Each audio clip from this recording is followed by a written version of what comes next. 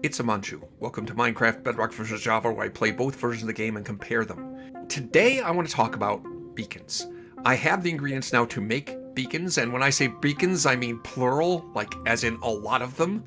And I want to discuss today what they do, how they work, how you even make them. So the primary ingredient for beacons is a nether star. That's the thing that's hard to get. You get that by killing a wither. You'll also need 3 obsidian and glass blocks. Arranged like that. And now I have the beacons. So just to get one beacon, you need to kill the wither once and get another star. Why bother? Why is that so useful? Well, there's a number of things you can do with beacons. For one thing, they are a light source. They give off light level 15, which is the most light that you can get from a light source block. So that's one thing you can do with them, but that's not really the useful thing.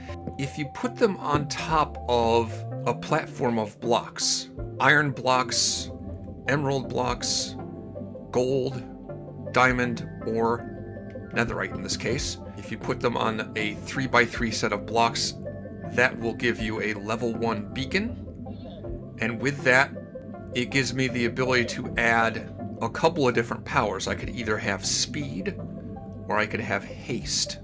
And in order to actually activate the beacon, I have to use one of these materials, an ingot of netherite, iron, gold, or a diamond or emerald, and that activates it and gives me that effect. With a level 1 base, it only has 2 abilities I can get from that, and the range of this is 10 blocks in every direction, so if I go outside that range, it will wear off.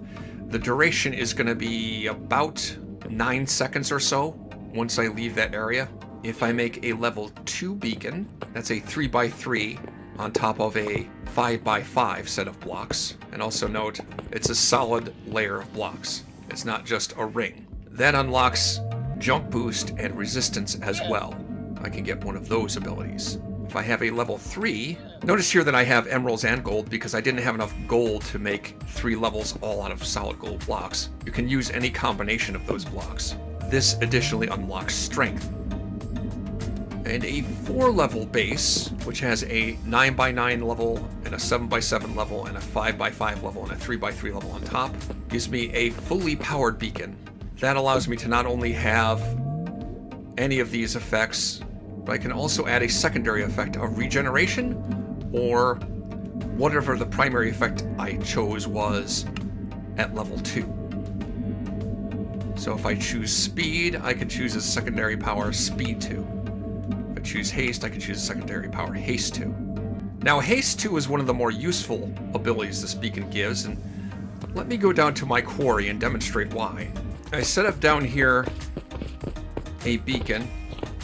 In order for this to work, I should also mention, it needs to have access to the sky above. The beam can pass through glass or can pass through water. It can also pass through bedrock, so it will work in the nether as long as you have access to the bedrock ceiling of the nether. So I had to cut a hole from my quarry deep underground all the way to the surface so that this beam will work. But with haste 2, I can insta-mine stone and granite and andesite and diorite, which allowed me to cut out this huge cavern and gather a lot of materials for building projects. That's something that a lot of people use beacons for, just for that haste 2 effect. I've also used it when I faced the wither for the second and later times to give myself resistance and regeneration, because with those abilities, the wither isn't much of a challenge. It's pretty easy to take on. But now that I have all of these beacons, and in fact in the Bedrock world I have multiple stacks of beacons now, I obviously don't need those enhancement effects. What else can I use them for? I can use them for decoration. For one thing, these beams look kind of cool, and there's something else I can do with them. Since they can pass through glass, if I use tinted glass with a certain color, when the beam passes through that glass, it changes color. And in fact, I can combine colors, and I can also use glass panes. And the nice thing about glass panes, it's a very narrow block when it's not connected to anything. So if I plop this on top here,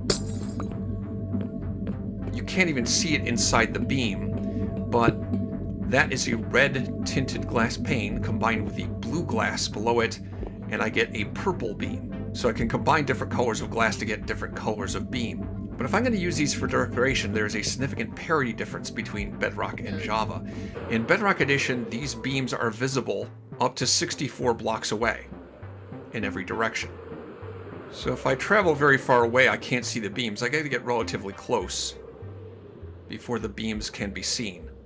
And if I want to use those beams to decorate my base, it's going to be problematic in Bedrock Edition. But in Java Edition, the range of visibility for these beams is 256 blocks away, which means I could definitely decorate my base in Java Edition with beams like this and be able to see them all over the sprawling base area and from such a distance away from that.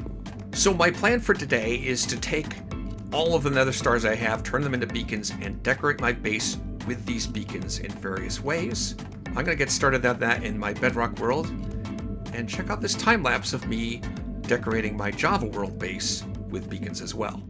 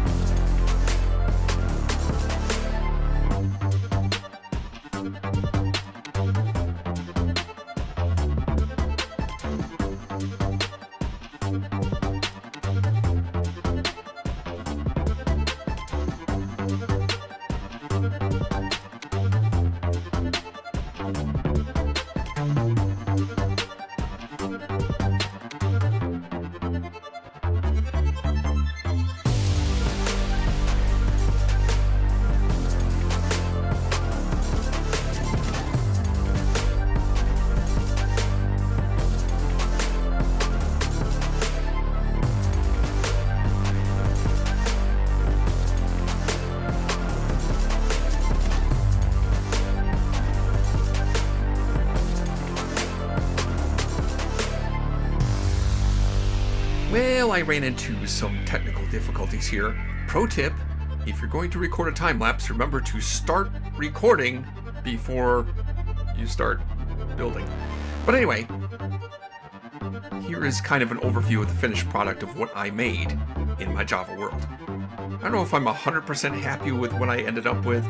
One of the problems was I tried out the design first in a creative test world, but then my creative test world became corrupted and I lost the entire world, so I couldn't refer to it later. I just had to go by what my twisted mind could remember. Hopefully it gets the impression across about what this thing is supposed to be, but I'm not going to explain it. It's not important what the art is supposed to say. What's important is what it says to you. Maybe you can make sense of it, maybe you can't. Let me know in the comments what you think this was supposed to be, and that could indicate to me how well I did with it.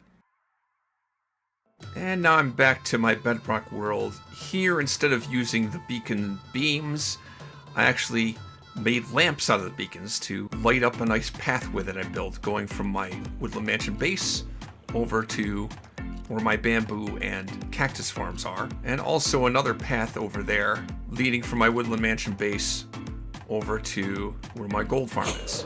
I really like how these lamps came out. I think they look pretty cool. But now that it's done, I still have 114 beacons left. I'm not sure what to do with them.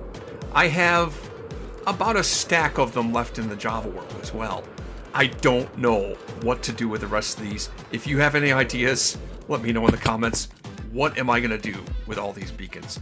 I could do more of the same. I could find some other way to use beacons as decorations. I'm not really sure.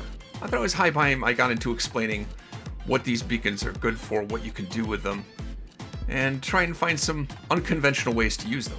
I feel like so far in this series I've spent a lot of time building farms, but not a lot of time building stuff. And this was an opportunity for me to work on a little bit of building. Something I think I'd like to do more of in the future, even if I may not find a lot of parity differences between Java and Bedrock when it comes to building things. There still might be some, and it's something I don't feel is like really my strong suit, building things, but something I'd like to work on, and maybe I'll work on that some more next time on Amon Chooses Minecraft, Java vs. Bedrock.